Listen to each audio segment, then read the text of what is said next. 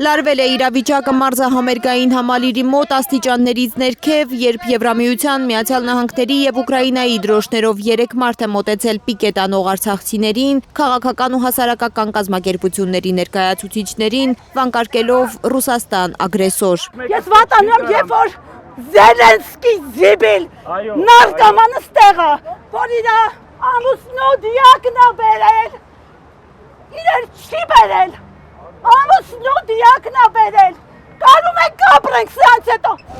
Սա դրանք են համարել ակցիայի մասնակիցները պատահածը։ Իրենք չեն մոռացել, որ 44 օրյա պատերազմի ժամանակ Կիևը ֆոսֆորային զենք է ուղարկել Ադրբեջան հայերի դեմ օգտագործելու համար։ Մոռացել է հավանաբար Փաշինյանը։ Նա վերահաստատել է 3 տարի առաջ արած հայտարարությունը. Հայաստանը Ուկրաինայի հարցով Ռուսաստանի դաշնակիցը չէ։ Որ Ուկրաինայի հարցով մենք դաշնակից չենք Ռուսաստանի։ Եվ դուք գիտեք, որ թե Ալմաթայի հռչակագիր ինչ կարևոր եւ սկզբունքային նշանակություն ունի։ Dear Mr. President, Հայաստան-Եվրամիություն համատեղ հռչակագրի տեքստում էլ սուր ձևակերպումներ կան ռուս-ուկրաինական պատերազմի մասին։ 8-րդ կետում գրված է. Եվրամիությունը կրկնել է իր սկզբունքային դիրքորոշումը Ուկրաինայի դեմ Ռուսաստանի ագրեսիվ պատերազմի վերաբերյալ եւ վերահաստատել է իր աջակցությունը Ուկրաինայի անկախությանը, ինքնիշխանությանը եւ տարածքային ամբողջականությանը։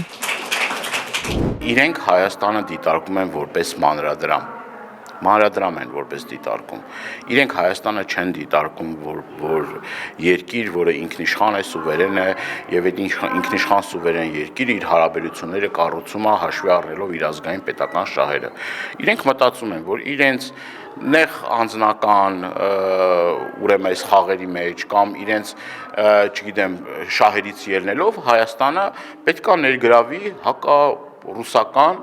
ուրեմն ալյանսի մեջ։ Մոսկվան հակառուսական է համարում Երևանի վարած քաղաքականությունը եւ հիշեցնում, որ Հայաստանի ղեկավարությունը Ռուսաստան վերջին այցերի ժամանակ վստահեցրել է դաշնության դեմ որևէ քայլ չի անի։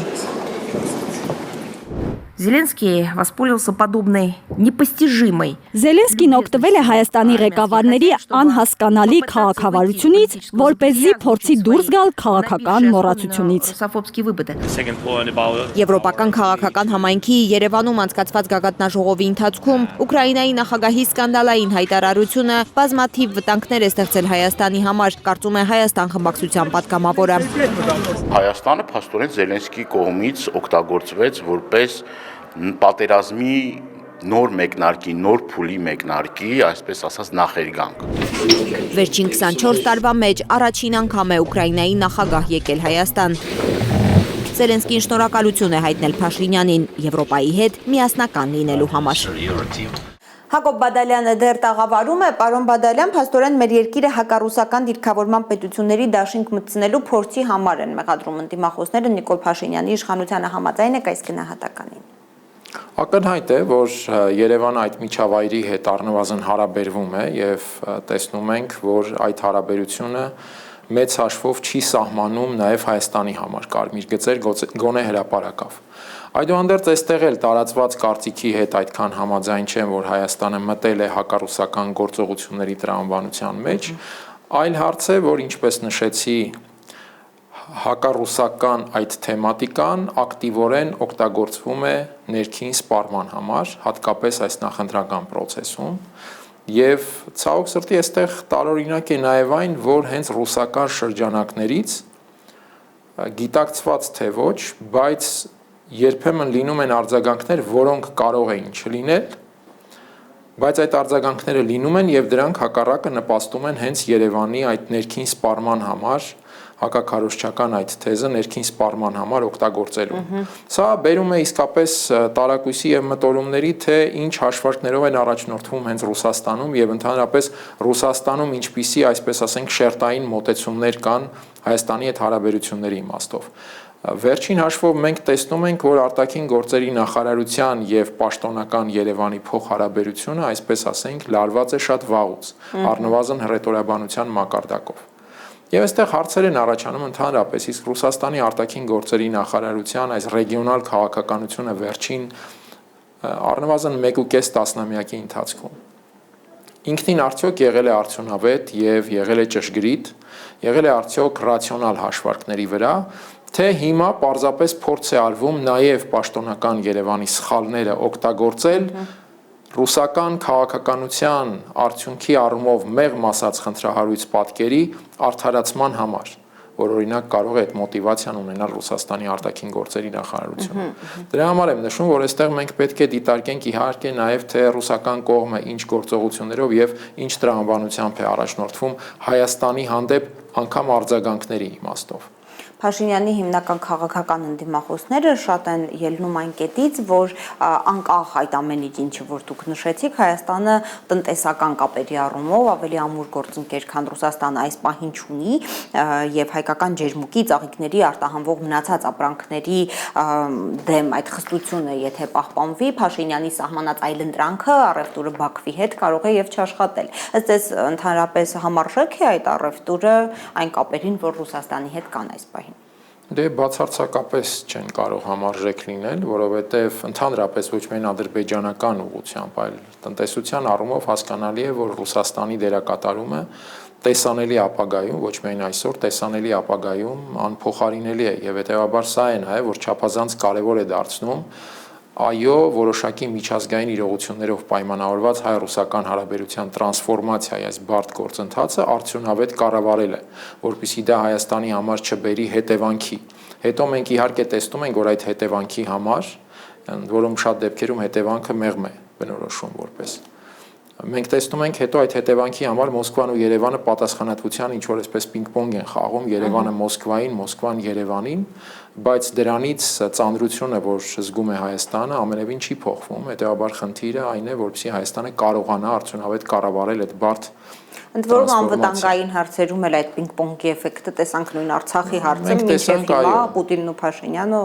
ուղղակի դարձրել են այդ մենք տեսանք այո որ Պուտինը ասում է մեզ մի մեղադրեք, Փաշինյանը հետո նշում է որ դուք էլ մեզ մի մեղադրեք, բայց դրանից Արցախի կորուստը բացարձակապես չի մեղմանում եւ այստեղ իհարկե հասկանալի է որ այն ինչ տեղի է ունեցել Արցախի հետ չէր կարող այդտեղ որևէ այլ պատասխանատու լինել, քան Հայաստանի իշխանությունը ցանկացած պարագայում եւ ով ուզում է լինի այդ իշխանությունը, բայց իհարկե նաեւ մենք պետք է հասկանանք, թե process-ները օրինակ Ռուսաստանի վարկագծի պարագայում ինչպես էին պայմանավորվում եւ այլն։ Կրկնեմ, այդ ամենը սակայն այդ պինգ-պոնգը բացարձակապես չի փոխում Հայաստանի համար հետևանքի ծանրությունը։ Տեսեք, Ֆրանսիայի նախագահ Էմանուել Մակրոնն էր Հայաստանում եւ նրա հայտարարություններում կային հստակ մեսիջներ այն մասին, որ ինքը եկել է չեզոքացնելու ռուսական ազդեցությունը Հայաստանում։ Ես մի մեջբերում անեմ, դեռ 4000 ռուս զինվոր եւ ավելի քան 1000 սահմանապահ կա Հայաստանում, Եվրոպան պետք է հանձն առնի օգնել այս երկրին պաշտպանել իր սահմանները, Երևանը հստակ որոշում ունի մոտենալ Եվրոպային։ Հաշվի առնելով, որ Հայաստանն ու Ֆրանսիան ստորագրեցին նաև ռազմավարական գործընկերության հաստատման մասին համատեղ հռչակագիր եւ Մակրոնը ասում է, որ Փարիզը Երևանի հետ ռազմական գործընկերության առաջին գծում է։ Հավանական համարում եք սցենարը, որ դիտարկվի Հայաստանից ռուսական ռազմաբազան ապամոնտաժելու հարց օրինակ։ Մակրոնը Հայաստանի հասցեին, այս բառը չեմ վարանի օգտագործել, բաժակաճառեր, ընդ որում երբեմն հայերեն լեզվով, գրառումների տեսքով արտասանում է 2020 թվականի պատերազմից ի վեր։ Բայց երբ մենք չափում ենք իրականությունը, մենք տեսնում ենք, որ այդ իրականությունը բոլորովին այլ պատկեր ունի, այդ թվում նաև Ֆրանսիայի մասնակցությամբ որոշակի իմաստով։ Հետևաբար այս հայտարարությունները, որ հնչեցին նաև Երևանում, մեկ նպատակ ունեն ըստիս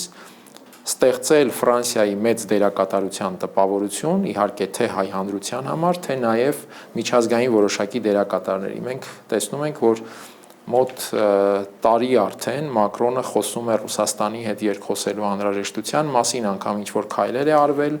Ես հիշեցնեմ, որ շաբաթներ, թե ամիսներ առաջ անգամ խորհրդականին եւ օգնականին գործուղել էր Մոսկվա, որտեղ ըստ մամուլի բավականին կոշտ ընդունելության են արժանացել եւ չի ստացվում Ռուսաստանի հետ վերստին երկխոսության գալու հանգամանքը։ Իմ գնահատմամբ չի ստացվում այն պարզ պատճառով, որ Մակրոնը այս տարիների ընթացքում ցույց է տվել, որ ինքը երկխոսության կայուն եւ կանխատեսելի գործընկեր չէ։ Եվ հիմա պարզապես Հայաստանում արվող այդ հայտարարությունները կարծում եմ միտված էին Ռուսաստանի համար Ֆրանսիայի գինը բարձրացնելուն, այսպես ասած, Ֆրանսիային որպես երկխոսության անհրաժեշտ ուղղություն ներկայացնելուն կամ այդպիսին դարձնելուն։ Եվ այդ հայտարարությունները ստիս պայմանավորված են գլխավորապես դրանով, բայց այստեղ նաև շատ կարևոր մի հանգամանք կա եւ ես այդ մասին խոսել եմ բազմիցս, եվրոպական քաղաքական համայնք այդ նախաձեռնության գագաթնաժողովը Հայաստանում շատ ընկալվեց հակառուսական տրամաբանության մեջ։ Ես կարծում եմ դա ավելի շատ մեդիա ընկալումներն էին կամ մեդիա փորձագիտական ընկալումները եւ մատուցումները։ Բուն քաղաքական իմաստով այդ գագաթնաժողովը շատ ավելի հակաամերիկյան էր։ Եվ մենք պետք է հաշվի առնենք, թե ինչ փոխհարաբերության մեջ են հիմա Թրամփի թիմը եւ Եվրոպան։ Այդ թվում նաեւ Թրամփը ու Մակրոնը մենք տեսնում ենք, թե Թրամփը իր պաշտոնամուտից ի վեր, ըստ էության, ինչպես է զբաղված Մակրոնի պարբերական նվաստացմամբ։ Եվ Հայաստանում հիմա հաշվի առնելով Թրամփի ուղին ու ամերիկյան ազդեցության այդ ակնհայտ դինամիկ ընթացքը, Ֆրանսիան դիտարկում է մարտահրավեր եւ մրցակից ավելի շատ գուցե նաեւ Վաշինգտոնին։ Այլ հարց է, որ բնականաբար փորձում է մտնել այդ Վաշինգտոն-Մոսկվա խաղի կամ երկխոսության մեջ եւ իրեն վերել այդ դաշտ, ստիպելով հաշվի նստել կամ ստեղծելով իրավիճակ, որ հաշվի նստեն իր հետ։ Հայտարարությունները այս տրամաբանության մեջ են եւ ոչ մի այլ բան ըստիս չեն պարունակում։ Շնորհակալ եմ շատ, պարոն Բադալյան, սիրելի հայրենակիցներ, ես հիշեցնեմ, որ մեր տաղավարում էր քաղաքական մեկնաբան Հակոբ Բադալյանը։